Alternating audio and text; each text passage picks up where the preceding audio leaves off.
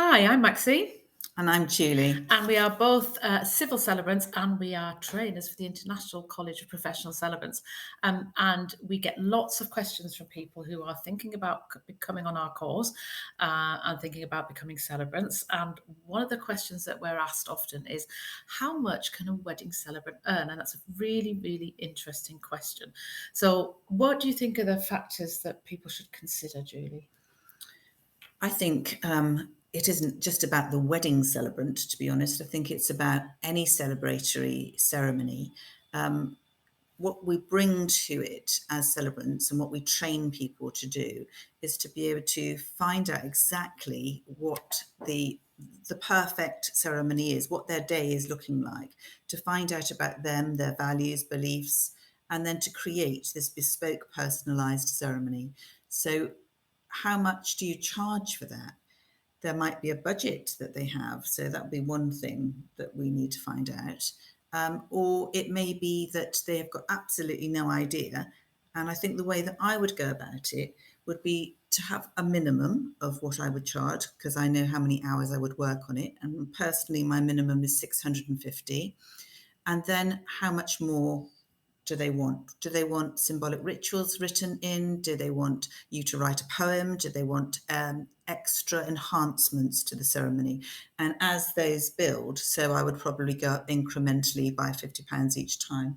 That's sort of how I work. Do you work in a similar way? I will usually, at the moment, I charge basic of 695. Right. And if they want me to include a ritual in there, I'll include it anyway. Okay. But I will charge separately if they want me to go to the venue for a rehearsal, for example. Right. So there's different elements. So rehearsal would be extra. And what about travelling? I would charge that as well. So I'll charge them the travelling and then I'll charge them an hourly rate. I know our colleague Rebecca includes rehearsals. She does. As well. So if it's an online rehearsal, then I would do that for nothing because it's a walkthrough and you've done it lots of times before. But if they physically want me to be there, my view is I could be doing other things and, I need to charge for my time and it is a service. So I think it's really difficult, isn't it? When you first start, you are desperate to get a wedding. And what happens is quite often people will drop their prices, won't they, to get a foot on the ladder. And we can all see that because I was in that position thinking, when am I going to get one? When am I going to get one? I have got no experience. How can I charge the same? And I think there are reasons we think you shouldn't be doing that. If you start undercutting and selling yourself because you're cheaper, then it cheapens the whole profession.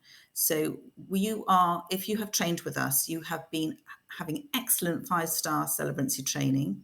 You have got all the tools you need to do the job properly and extremely well. So why should you charge less?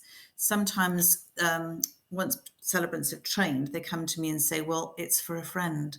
And I get that, mates rates and everything. But if you're going to do that, then make sure that you are going to be able to have all the photographs that you can to put on your social media, to put on your website. And that sort of evens it up then, because that in itself has a good value, having different shots and different photographs that you can use for different occasions.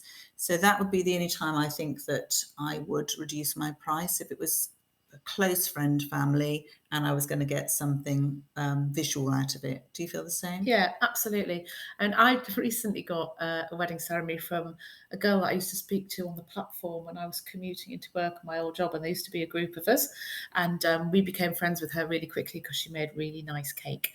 And she used to bring us cake now and again. And we kept in touch because she moved into a travel agency and we met again via networking, so that was really good. But I have charged her exactly the same. I think it's important to value your skills and experience, as Julie was saying.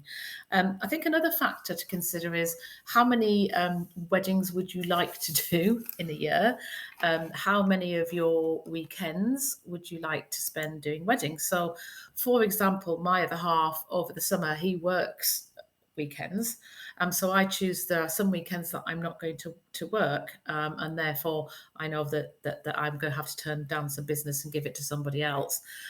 So that's another question to ask yourself, because what you earn depends on how many events in a year you're going to do. So I've had 15 this year. In my first year, thank you to the brilliant training that I got and the support in digital marketing. But I have to ask myself, at what point do I hit the spot where I think I don't want to do, is it 30? Is it 20? What works for me? And so that's definitely something to consider, isn't it? And also we teach a combined course. So amongst the weddings that we'll be doing, we've also got funerals and we've got baby namings and we've got vow renewals and we've got adoption ceremonies. So if we're just talking about weddings, you probably will not realistically do many in the winter, whereas you may have more funerals. So what you earn as a wedding celebrant is also going to be complemented by the other income that you have with your other types of ceremony. If you're only going to do weddings, then you're going to have a very, very busy summer season, and then you perhaps take your holidays in the wintertime because the demand is high at the moment. What a celebrant brings to a wedding is so special that the demand for it has really incrementally grown year on year and is set to become even more popular, I think. There's a recent Law Commission proposal to government, which is advocating that rather than a venue be licensed, that we should have the right for civil celebrants to be licensed. Now, there are no guarantees with this, but it is thought that, keeping in line with America and Canada and Australia and New Zealand, that is the way it's going to go. So eventually, if you have an accredited qualification, we suggest you're going to be able to do the legal part of the wedding as well. And that also will have an impact on what you can earn. Yeah, great opportunity. So there's going to be a growth industry in civil celebrant-led weddings overall. It's very difficult to pinpoint and say you're going to earn this amount because you can run it part-time, you can run it full-time. I run it alongside another job I have, working with ICPC. Max, you have other jobs Two jobs. So it's one of those careers that you can make fit around your life. It's probably the best job in the world. Without doubt. Without doubt. You can wake up in the morning knowing you're going to make a difference and you're going to bring joy to a wedding, and the couple are going to be over the moon and you're going to make everybody laugh and cry probably. So it's a great job. The work usually is in the run up to the wedding, and once the ceremony is done, that's it. You're completed. That's finished. And then hopefully you'll get good references and testimonials so that you build your reputation in your community. That's important, isn't it? Reputation. It is, absolutely. So I think, really in summary, what are we saying? We're saying think about how often you want to work. Think about your market and how, what they're going to pay, and think about the range of services.